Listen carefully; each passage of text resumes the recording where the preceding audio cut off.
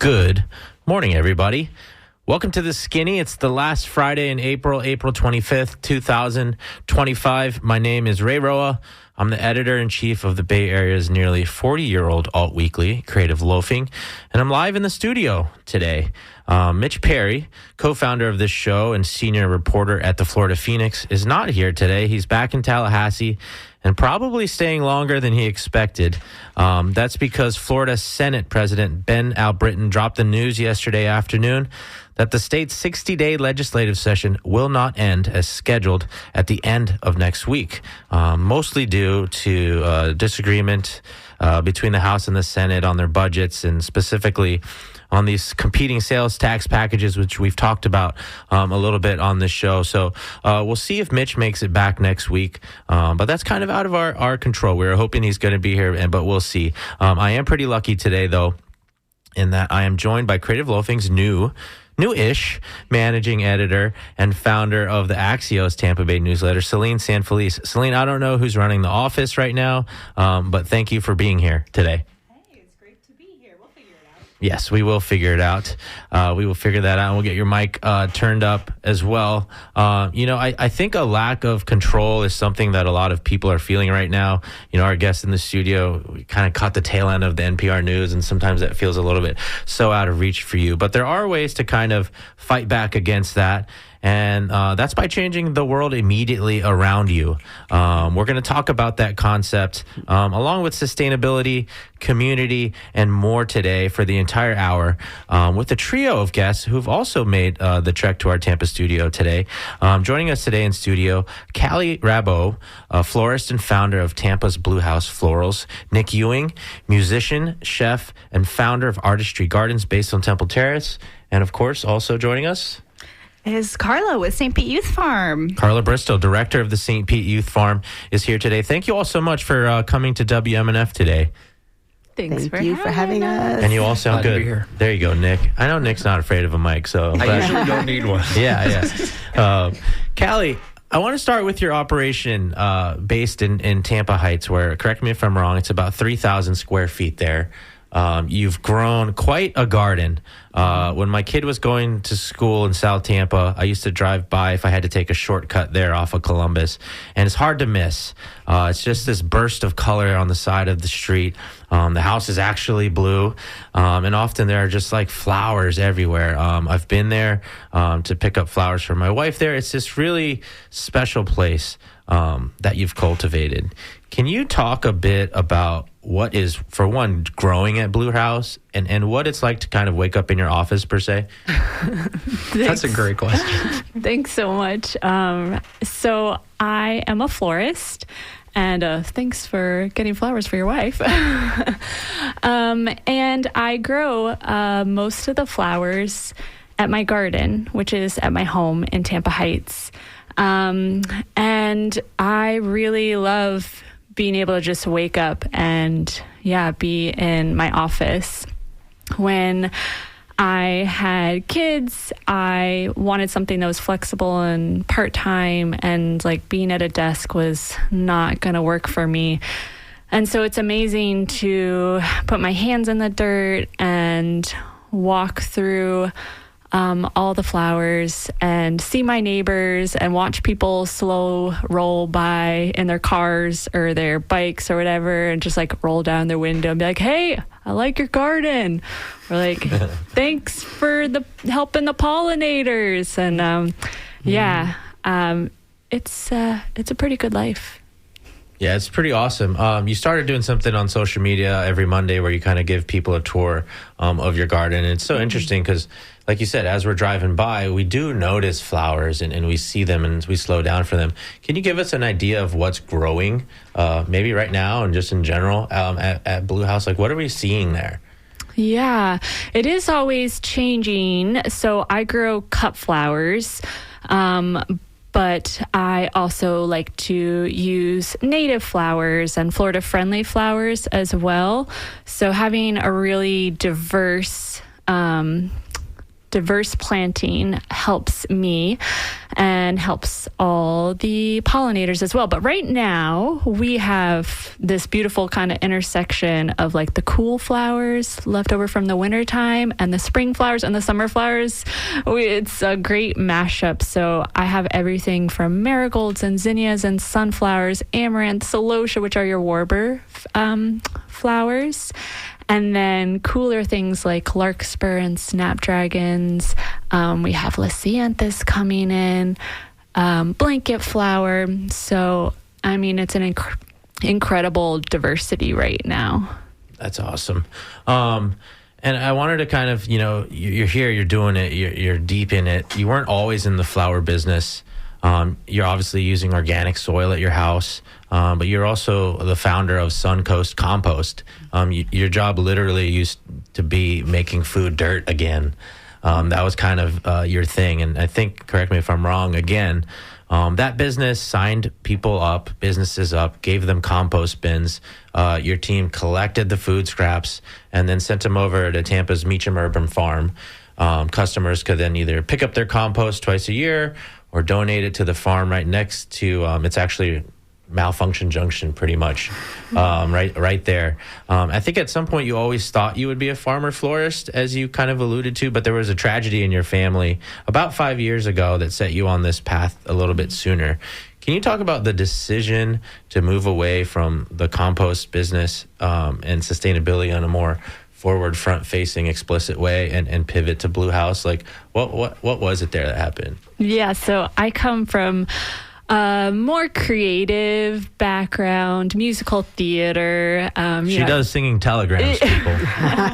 It's the secret menu. But yeah, I performed at Busch Gardens and the Straz, and so I used to do it professionally, and then fell into composting as a way to just solve a problem in our community. We need composting options desperately, and I know that Carla over here will also talk about that. But one of the solutions we offered was this service, and I was really grateful to be able to do that, but I was just hungering for something creative again. And my husband planted some zinnias. And zinnias are the gateway drug to cut flowers. Okay. So I kind of started playing with them, and I found some other farmer florists over in Orlando and elsewhere across the U.S. And I was like, that looks really cool. I'll do that when I retire. But then COVID happened, and we're all home and gardening a lot. And my brother passed away from cancer in 2020. So I just kind of realized that you don't always get a chance to retire. And so just taking that realization and being home and doing the gardening, I was like, let's do it. So yeah, we eventually sold the compost business, so the service is still going if you need an option under renewable compost now. But I've gotten to now transition to doing this farmer florist thing full time. What was your brother's name? Micah. Micah. Yes. Micah. He would be so proud. That's awesome. Yeah. I want to ask you just real quick for our audience, could you just quickly explain what cut flowers are? Yeah. I mean, they're flowers that you cut, but to put them in a vase. So they hold up in a vase well in water. Some flowers may be beautiful on the plant, but then you cut them and then like in a day they're done. So cut flowers are just flowers that hold up in a vase. Okay. And by the way, if you're just joining us, the voice you're hearing belongs to Callie Rabo, a florist and founder of Tampa's Blue House Florals. Just one of 3 guests in the studio with Celine Sanfelice and I today as we talk about changing the world around you, sustainability, and other things. If you'd like to join the conversation, please call us at the studio, 813-239-9663. Irene will get you in the queue. You can also text us, 813-433-0885, or email dj@wmnf.org. Callie, one more question real quick. I'm curious about how sustainable you thought Suncoast Compost was. You kind of alluded to your decision to move. Like, are you relieved to be doing flowers instead? I'm kind of trying to set up a question for Nick here. Like, Me. Is it nice to like be away from that? Like, do you think people are still into sustainability? Like, was it a precarious business? No, I think people want it so bad. I think there's so much demand. People know that it's stupid to put our food waste in the trash. And yeah, people, once they find out that there's solutions around them, they want to jump on and get in. Nobody's like, I like putting my food in the trash. But personally, I'm very happy to not be dealing with smelly food waste anymore and doing the prettier side of it. So the flowers grew out of the compost, but we need it all. Yeah, I'm scared now. You said that zinnias are a gateway drug. I planted some on top of my dog's grave who just passed, and they're starting to come up. So now I'm kind of scared that he's like haunting me with this. This opens up the door for Nick. Nick, you are a beekeeper, you're a musician, you're a gardener, farmer, founder of Artistry Gardens. It's tucked away behind an office complex off of 56th Street and Temple Terrace there. It's a great space. It's big. It's so much shade. Last Monday, Artistry held a 12 Hours for Earth concert. There's a market. There was a gathering in Ybor City. You wanted to showcase to the district's businesses your approach to sustainability. How did that go? I've been telling people kind of the simple three lines. It was successfully executed, but sadly it was poorly attended. You know, we were hoping to raise funds and awareness and advocacy for what Callie and I and everyone here does. And in an inspirational way, we have to do it. What Callie was mentioning about people wanting sustainability. We want it whether we like it or not. And I think that's kind of the push of the message that we wanted to showcase for the event last Monday, and we had a blast. I mean, the music was tight. We had 8 different musicians, all friends of mine from the organics and sustainability sector, some of which had never been on that kind of stage before. And I remember that as a kid, holy mackerel, 12 years ago, starting at Crowbar, and Tom being like, yeah, you should come up and play something. And, that is how Tom talks. That's I tried to rip my shirt sleeves off for that one, but the element of being able to give somebody their first time creating and curating something like that was very special for me. And honestly, a homage to you, Callie and Paul, for getting me completely into this, because if it wasn't for you, it would have taken me longer to get into this. And I'm trying to continue, as I tell people, it's on growing. It's on growing. Everything is on growing. But the event was wonderful. We had Coalition of Community Gardens, Symphonic Distribution, Creative Loafing, Homegrown Hillsboro, Kiza Produce, Renewable was there, myself, Artistry Gardens. We were selling honey, vegetables, organics. So the concept was excellent. We had a really lovely time. But I think Monday, right after Easter, right after the Pope died, definitely put a little hampering on attendance. But other than that, Tom's excited to try to host another one as soon as possible and doing sort of an indoor situation. And I hope the goal that comes from that is that other venues will be like, oh, that's great to do in the summer. It's way too hot. Don't want to be outside. Let's try to do something inside and do another market pop-up kind of thing. And I think once people make it cooler, make sustainability cooler, I think everything will get cooler. Pun intended, climate intended, all of those different things. And I think that that's the only way to do it. If you don't make it cool, nobody wants to do it. And I think that folks like us are quite literally giving folks those opportunities to say, oh, this is cool. I support Callie. I support Nick. I go to these shows. We do this thing. The bars are buying from us, that kind of thing. The cyclical microeconomy. If it's not there, we're kind of shooting ourselves in the foot. And I think that that's not fair to us, especially a future generation. So throw your seeds out. Nick, you have you're known for this like immersive event space and having this network of farmers. How did you sort of get radicalized into sustainability? That's a really interesting way to put it. I'll take that one. Radicalized. Wow, what a funny way to say it. I actually got really scared for being a part of the Homegrown Hillsboro Network the other day, just because of what's going on in the atmosphere these days. But I think what really pushed me was I started beekeeping in 2020, thanks to Paul and Callie, and it is funny because it rhymes, but we started with 20 hives in 2020, and we've been running honey since 2020. And the whole element of it was, I realized, just like Callie was mentioning a couple minutes ago, is that I'm going to retire one day, and I think I'd really like to do beekeeping. And I realized that if I didn't start soon, I would never learn. And I think the longer you have to learn something, the better you're absolutely going to be at it. And that's why I'm continuing to do beekeeping and music and gardening and relationship building and real estate development, all these things that I want to do. You got to continue to do so. So that was probably the biggest push, is right during the COVID era. I was learning how I really wanted to be as close to the soil as I possibly could.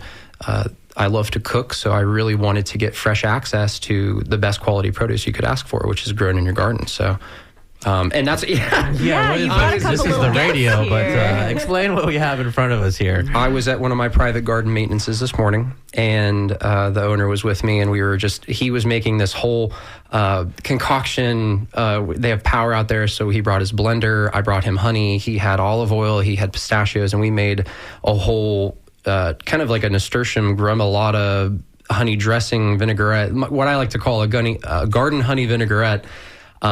We have in this basket, which has underneath of it, there is a sheet of what is on the top of beehives. It's the Callie, I can't remember the name.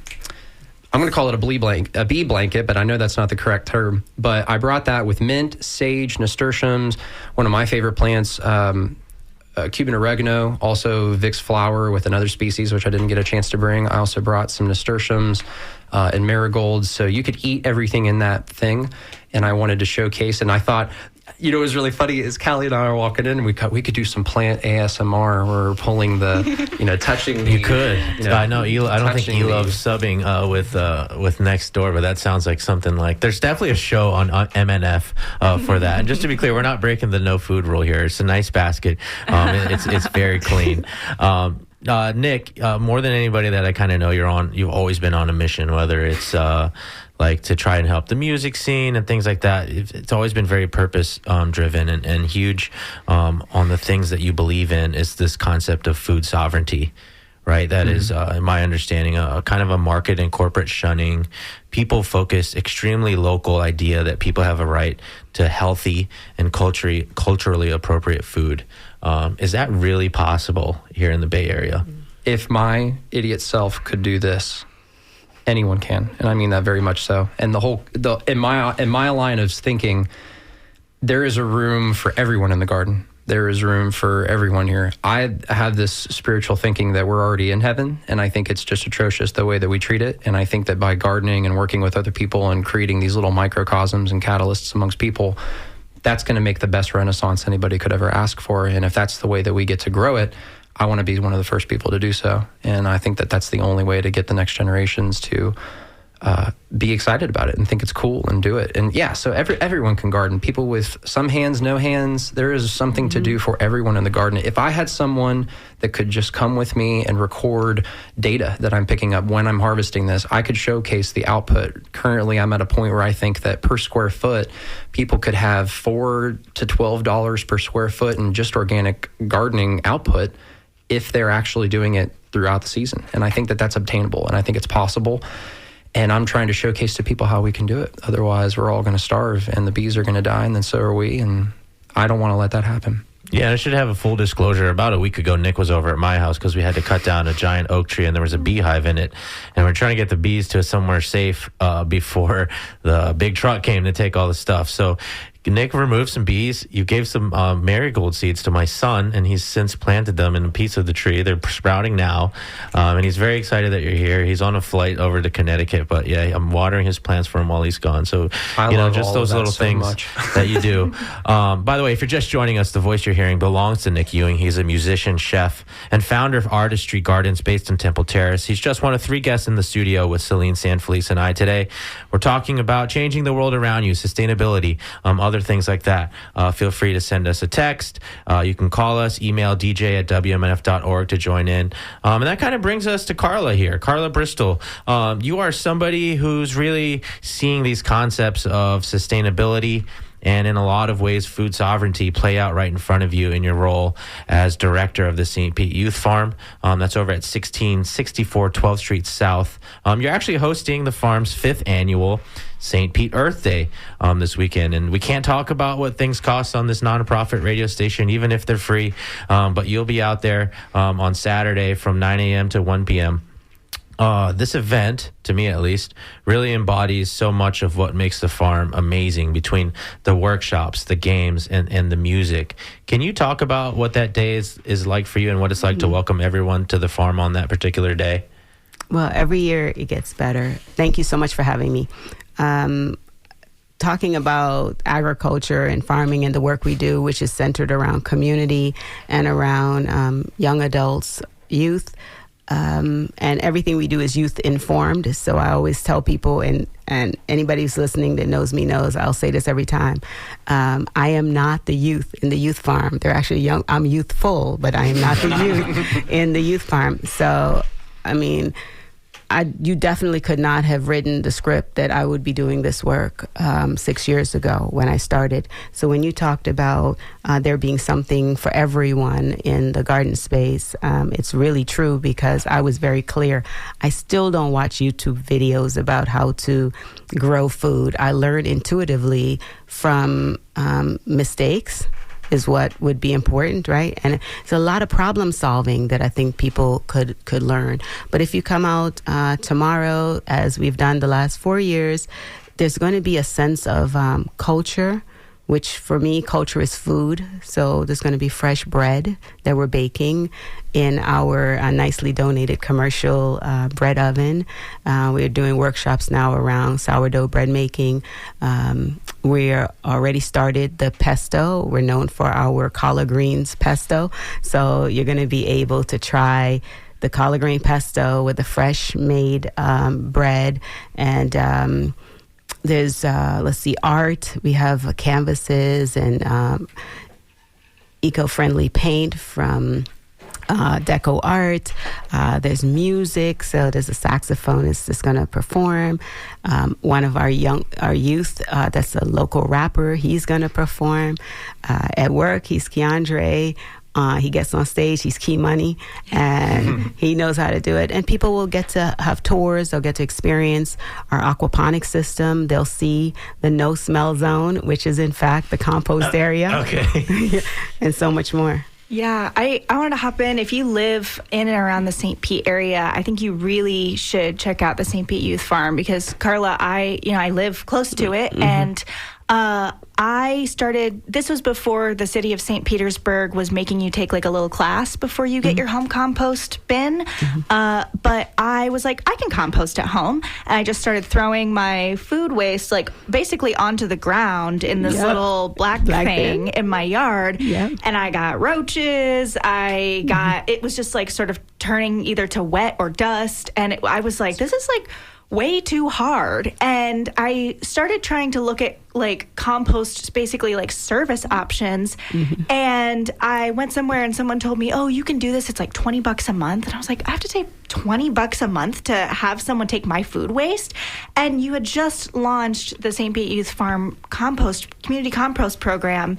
And I go every 2 weeks. I give you my bucket.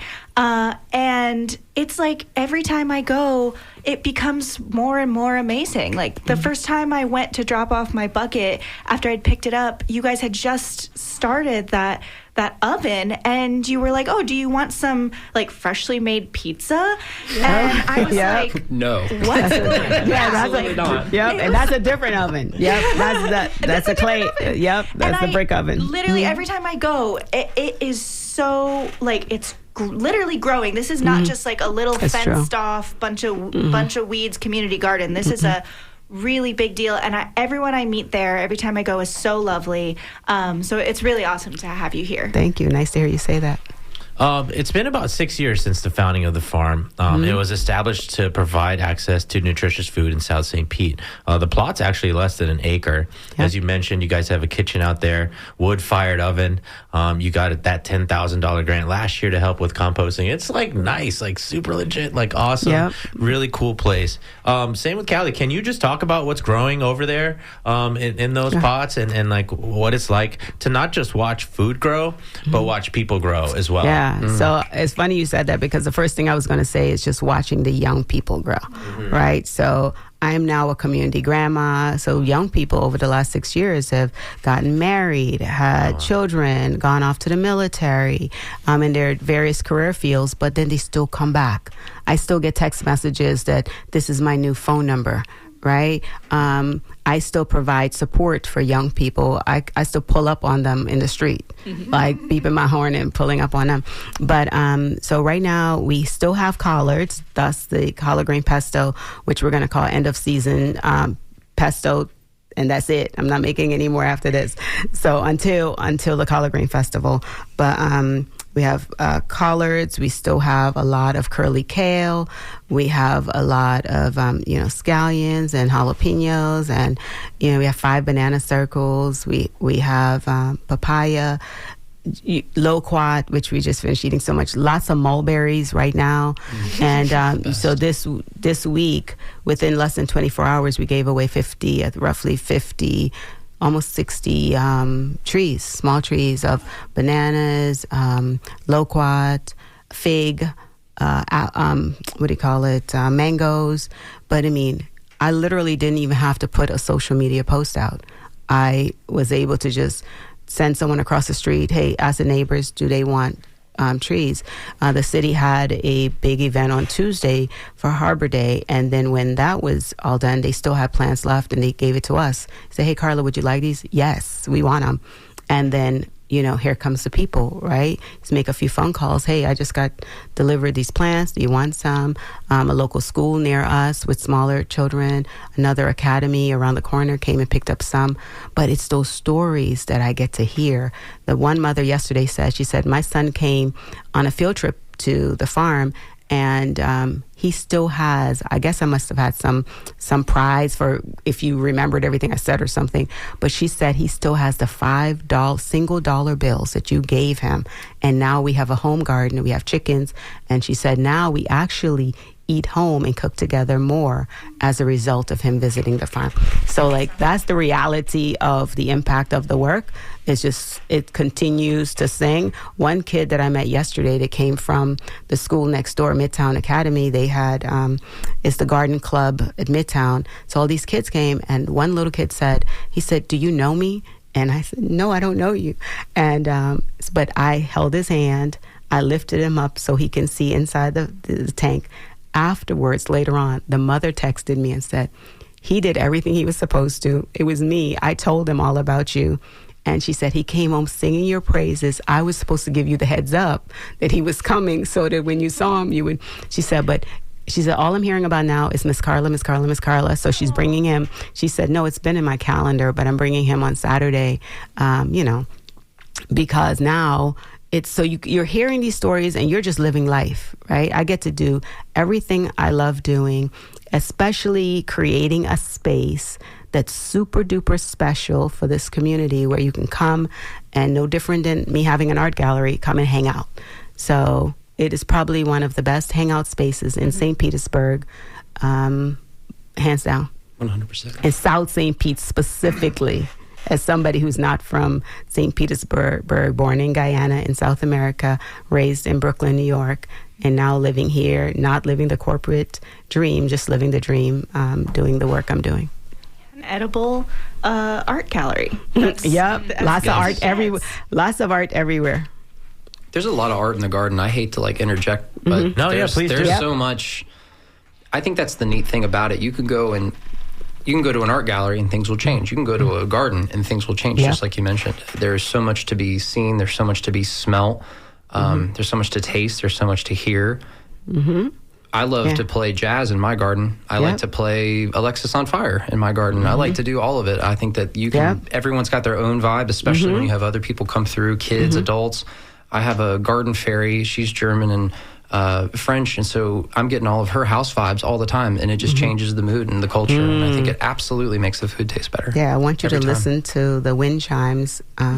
So I had purchased a wind chime for the farm while waiting, because I kept saying, I need this sound to just be special, and actually someone from Pennsylvania, not even from here, kept saying, I want to buy a wind chime, and said they spent 2 hours to pick the right sound. When that wind chime arrived and we put it up, I'm telling the truth. I took down the one I purchased because now that one sounded, it was beautiful before, but this new one sounded so, the sound was incredible. We do mindful movement at the farm. And so there's just this vibration. Now I have 3 of them. So it doesn't matter where you go in the farm. This is this, I call it now the farm sound. And just the sheer amount of butterflies that are popping up. But I will say, I've known Callie for a few years. I was able to check out the Blue House. It is everything you said and then some. But yeah, like when you were talking to me about composting back then, I was like, who wants to do this? And so now it's hilarious that now we have about 150 folks participating in our compost initiative. Now that we figured out how to do it, and then still make it a no-brainer decision for people who are composting with us to divert all this waste from the landfill and create 100% of the soil that's used at the farm is created at the farm. 100% of everything we use to fertilize, everything we grow, is created through our aquaponics system. We farm raise tilapia. Wow. So yeah, we have multiple worm bins. So as somebody, like I said, who wasn't quote unquote, I would have said I wasn't a green thumb, before starting this. And now I could tell you there's probably no such thing as I don't have a green thumb. It's just you don't have the knowledge yet. Wow. And by the way, if you're just joining us, the voice you're hearing belongs to Carla Bristol. She's the director of the St. Pete Youth Farm. She's just one of 3 guests in the studio today with Celine Sanfelice and I, as we talk about changing the world around you, sustainability, amongst other things. You can call in 813-239-9663. You can text 813-433-0885 or dj@wmnf.org. If you have a question, if you have a comment, anything like that. Carla, you're talking about your conversation with Callie, first seeing the composting process and thinking, no way, who would do this? And I think, as Celine alluded to, a lot of people kind of have that kind of reaction at first. But, sometimes when people want to succeed at something, they need to hear from somebody else about like that moment when it changes. Do you remember the moment for you when you realized that I can compost and that it does work? Because you're doing it all on site there. Like, you have the stinky bin. So I could tell you, when I first started doing the work, everybody started coming at me saying, oh, are you going to be composting? Are you going to be composting? And these are my honest words. I kept thinking in my mind, we're not a dump site. So no, the young people that work here, they're here for a different reason. It was the moment when we received a donation of, I think it was 3,200 buckets. Very similar to how a lot of things were born, including our mini garden workshop was born because I got 7 pallets of milk crates. And then we ended up doing workshops around how you can do a mini garden. So likewise, when I received those 3,200 buckets, orange buckets, and I had been to New York to visit my parents, and I saw on the way to the subway, wait a minute, they have a truck. People are bringing their frozen compost that they have, had in their freezer on the way to work, on the way to the subway, or they're dropping it off and going back home. And this would have been probably either December of 2021 or something like that, or 22. And I kept thinking, this is something we can actually do, but we don't have like the bus stop with all the people. We don't have the subway. And I kept thinking, man, I got to do this. So the postcard that I give you, that I give out as my business card, I literally replicated what I saw in New York and said, well, in order for me to make this happen in St. Petersburg, I first have to train people on what we will accept and what we will not accept, right? So I used the New York, what I saw in New York as the model, so that now the community begins to learn. And then when I received all those buckets, I'm like, that's what I do with these. That's why I said yes on the buckets, because people wanted me to grow food in them. I said, no, I know what I'll do. We'll launch our community compost with it, and partnered with Local Shops One that gave us that donation. Like, this is a perfect tie-in. And, it hasn't failed us because, people scan the QR code. They tell us the quantity they're dropping off. And then once a quarter, we give them, and I'm going to tell you, we give them what I call finished enriched compost. Less than probably 5% of people actually want it for gardening. What they want to do is divert the waste. So yes, I think on the onset you talked about whether or not there's an interest, if there's this movement. I think people are beginning to get it. And the fact that you make it a no-brainer decision for them. And it's one of the biggest, easiest ways for us to do outreach for people to find out about the farm. is to give you a no-brainer way to solve an issue and to show you that, as you were saying, there's something for everyone to do and contribute. So it doesn't have to be monetary. So, you bring us your food scraps and we got you. Yeah, I really appreciate that aspect of it, not being tied to money. I feel like there are so many places where they try and sell you on sustainability by saying, like, if you make this choice to buy something super overpriced with us, then you're doing something for the planet. And what they're actually doing is basically like trying to sell me their trash, or make me pay to send them my trash. And we all want to do our best, but talk to me about like the difference between accessibility and availability for all of you. I cannot wait to hear you answer this question. So funny, because these words come out of my mouth all the time and have for many years, that, not everything that's available is accessible. So I was talking to you guys about the new patio area that was built at the farm, and I intentionally talked about bringing plays to the farm where the people actually are, right? So a lot of times people say, look what I've done, come here, look at this. And this may not, whether because of generational issues, right, financial issues. One of the things I talk about is that when you show up at the farm, I don't ask you for your zip code, your address, your income. No different than if you walk into Macy's or any other store. These aren't the things people ask you. I just know you're there, and we have food that we're growing and that you can have it, and we want to help provide it. So I think a great question in terms of not everything that's available, even if it's free, is accessible, because maybe you don't have a car, So I have no issues with, if there's an elderly person in my community, as long as somebody can call me, I'm like, I'll drop it to your door. And that's just what we do, is how we find ways to help. Do you feel like St. Petersburg has made strides in addressing the food desert issues that it has?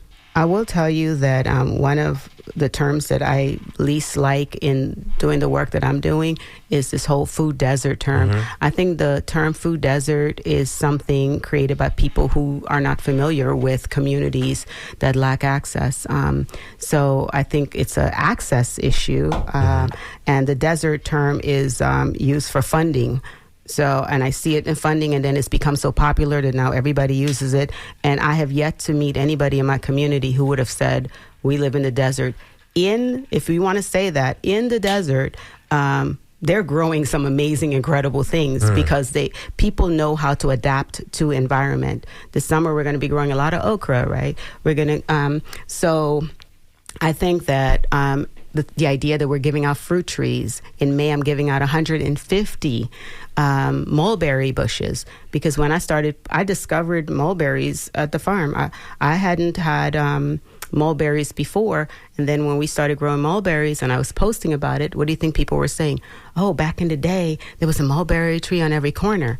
So when the Office of Sustainability asked me, hey, Carla, what kind of trees do you want? I said, I asked for 300, if I'm being honest. I was like, I'd like 300 mulberry. And they said, well, we can get you 150. So I tell, this is a lesson for young people. You want 150, ask for 300. You'll get your 150. 100%. But in May, that's what we're going to be doing. So I honestly believe that the city has a serious focus, has an entire initiative wrapped around this, and the St. P.U. Farm is just one such initiative. And we're grateful that they allow it to be and feel just like the community that it's in. And by the way, we have a text from Bubba. He says that Carla is amazing, and he's wondering if you've ever been a guest on WMNF's Sustainable Living Show. Have you been on that show yet, Carla? Annie Ellis does that, right? Yeah. I don't know. No, yeah, okay, probably not. You would remember. So no, not yet, Bubba. She's a busy woman. It sounds like that's a thing that's overdue here. And maybe this leads into my next question here. I was reading about the tree planting initiatives in Childs Park neighborhood in the context of some of these federal cuts related to environmental justice. Community leader Jabbar Edmond has said he's resolved to do the work with or without help from the feds. But you talk about the farm. It was initially funded with money from the city and the Foundation for a Healthy St. Petersburg. That was a $200,000 grant. At what point Ford Motor Company helped with a $25,000 grant in 22. How worried are you about the Youth Farm's future in this political climate that we're living in? I am not worried at all. I sleep good, and I'll tell you why. Federal or otherwise, everything moves based on the vote. And so if you're worried about, I call it counting pennies, missing dollars. What I'm worried about is making sure that the community that needs it gets it, and that the people around us understand why we're doing what we're doing. And I actually have a belief system that because we have the money, it's here already. We don't need that money. For the record, I'm not turning down it. But what I'm saying is that individually, collectively, we have it. So Jabbar, who I know well, is absolutely correct. We have never stopped moving forward on anything. We actually do what we say we're going to do. We stand on that, and everything that we need happens every single time. We're trying to build something at the farm, and the person who's going to build it said, I can't do it. A day later, I get a call from the construction company building the courthouse downtown St. Pete to say, hey, we saw some, we found out about you. We want to help. And I'm like, wow, I actually do need to talk to you. So it works. The universe conspires, as they say. So the way we talk about it is the established tree. Let's call me the established tree, right? So I'm not doing this work because I was some successful gardener or had a past with that. Only thing I promised was to provide credibility to the work because I already had relationships with young people in the community.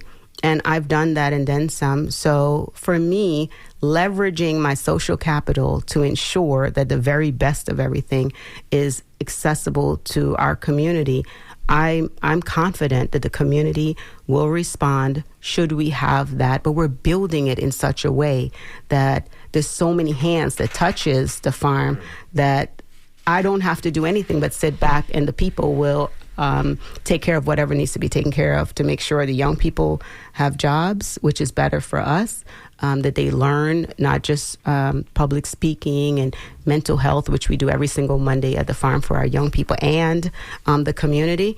But I just feel like all those people that are touching the farm in different ways, like I'll just sit back and we will know. I feel confident that if you're only doing it for the dollars, then it probably doesn't make sense at all.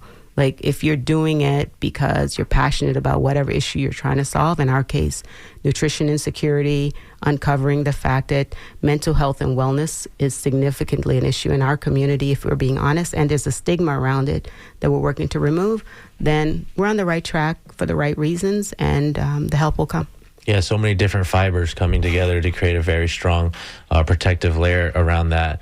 We have about 10 minutes left, and you start to go to this existential place. Callie, I would want to go there with you. I don't want to get too messy on concepts and stuff, but what you do at Blue House Florals, you have cut flowers, but in a way it's, antithesis of the traditional cut flower market thing that we see in grocery stores and even other flower shops, where maybe the stems have traveled a really, really long way to get to you. I think sometimes they get dyed, and I'm not trying to, poop on all that, but compost on it or anything. But from a conceptual standpoint, what does it mean to give somebody flowers to you? That's really nice. Yeah, flowers are so powerful to share messages that we just can't even quite put words to. And I truly feel so honored to be able to be like the midwife of the flowers being passed between hands.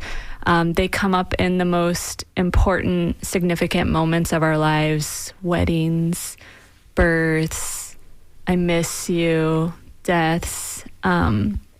So I, as a botanical artist, I really just like to let the flowers kind of tell me what to do and speak for me. And in the garden, getting back to the art in the garden, the flowers sort of arrange themselves, and I just try and get out of the way. They show up in combinations and ways you wouldn't expect that just work. So Yeah, I think that the garden is just, I mean, you know, we can talk about all the bad stuff going on and all the climate change that we're seeing the effects of right here in our community, but also like, what do we want to build? So what are we doing right? And I think that every time you get to step into the garden, you are building something and you're helping point towards like what is good, what we want to create. So I really like, it makes me feel good to be able to operate from that place rather than a place of fear. Yeah, for sure. And Nick, you're doing a lot of events. You know, you talked about you're just with somebody in the morning, you know, working on things, talking to people. You talk and demonstrate sustainability in front of some pretty significant and powerful people locally. What's the reception been like from them, and what role do folks like that play in changing the way our community not only talks about sustainability, but implements policies that support it too? That's a great question. My biggest mission with working with folks who have the capacity to make that big of an impact is for them to make the impact. I think I told you the other day when we were picking up the bees, it's about maintaining the vibe. You have to just get these people to be excited about it with you, and you have to showcase that it is a big deal. And cathartically, hopefully, they will see the benefit from it. And I have some clients who I will take some of this produce to, and they won't do anything with it. So there is this part of where it's like, okay, cool, you didn't do anything with that. We're going to turn it into soil. Or we're going to take those seeds that came from that marigold and we're going to go plant more because you didn't use it. And sometimes you just don't use things, and that's okay. But getting people to compost, getting people to go to their garden, getting people to buy from other local gardens, it's difficult, especially when the system is so standard and you can just go somewhere and the flowers are there. All of your favorite things are right there. It's convenience. So doing this is difficult. Growing is hard. I could cry thinking about it.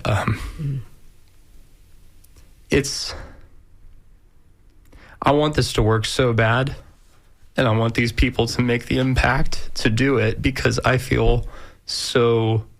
When you answered that other question a couple minutes ago, like, how do you feel about what's happening? I can't sleep at night. I get really worried because I feel there's this like overwhelming existentialism that is just pushing on the framework of what makes this so beautiful. And I just hope for more people to say, oh, cool, I'm willing to invest in that, because at the end of the day, if someone can invest into something that is making a difference, that is how we're going to fight climate change. That is how we are going to fight these situations that are going against us and growing against us. And you got to make them be willing to do it, and you got to make it simple. You have to make it.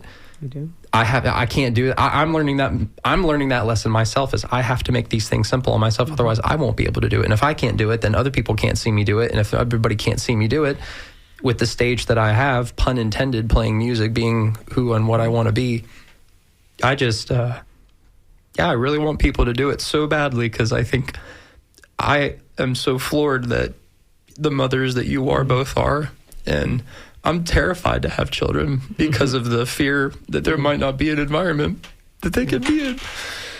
Ooh.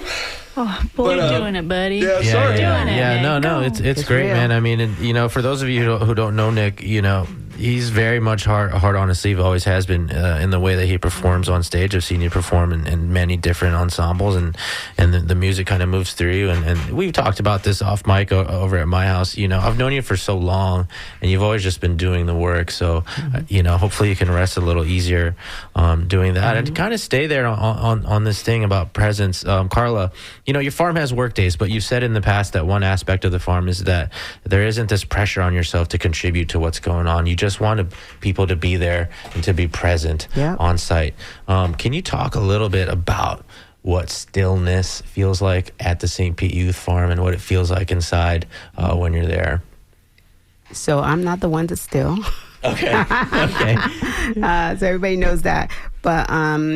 But yeah, we are intentional about creating a space. Like soon you'll hear me launch within the next few months, that because this is how I vision. I think about what's the point of creating the space if people can't take a break for lunch and come sit and hang out at the farm? So like that's where I'm moving. I'm moving where whether you bring your lunch or we're making lunch and we want to invite you to come, like that's the magic of the city that I want people to live in. And it, again, it's not anything new. We're going back to the old ways of community and sharing. And so just being able to listen to the sounds that we have created, like people are noticing it who are at the farm. They're like, wow. And then they look up and they see this, these chimes, or you're looking and you're hearing the birds. Like you hear them a lot more.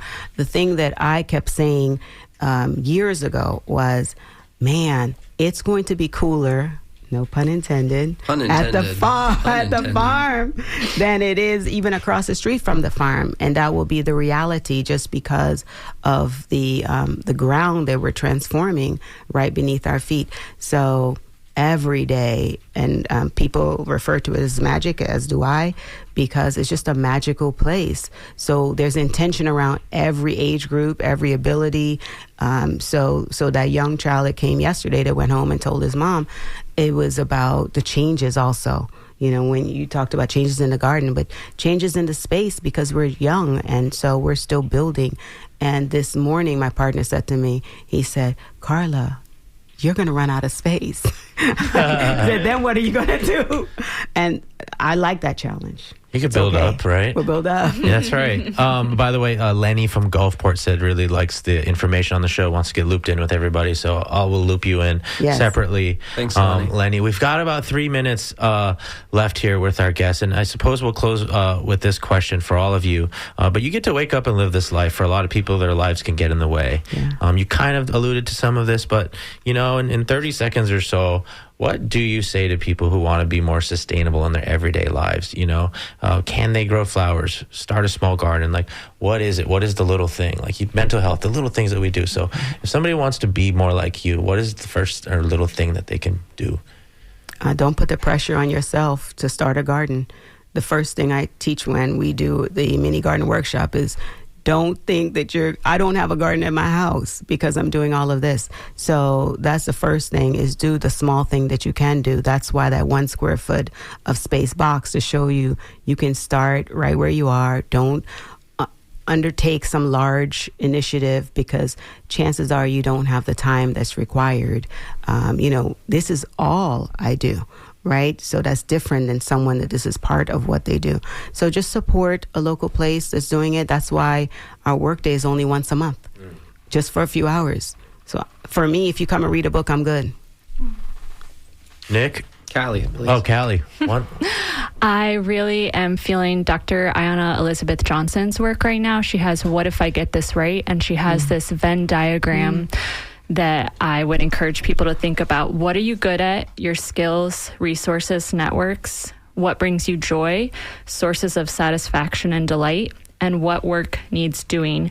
So the climate justice solutions. And then where those things overlap, that's what you do. That's your action. Nick, you get the last word here. Last word would be kind of almost an echo of that, like the ikigai that people are looking for. And I read a book and it was, you did it, now what? And so the whole push of you have to continue growing. And you have to just start. And it's as simple as just doing the actual day in, day out of it, and just do it. Get started. If you have a dream, if you can think of it, if you can think of something, you can do it. Then without getting emotional again, that's the whole point. Yeah. Truly. Thank you, guys. Yeah, thank you so much for joining us today. Thank you for spending the entire hour with us this morning. Thank you to the listeners for texting in and emailing in. We really appreciate that. Our guests today have been Callie Rabo, a florist and founder of Tampa's Blue House Florals; Nick Ewing, musician, chef, and founder of Artistry Gardens, based in Temple Terrace; and Carla Bristol, director of the St. Pete Youth Forum, which has an open house of sorts, big Earth celebration this Saturday. You can where can people find you guys? stpeteyouthforum.org. stpeteyouthforum.org, Facebook, Instagram. artistry.gardens.com, Instagram as well. and bluehouseflorals.com as well. On behalf of myself, Ray Roa, my co-host here today, Celine Sanfelice, Skip Sassy on the boards for us this afternoon, Irene Matthews on the phones. Thank you so much for listening to WMNF Tampa.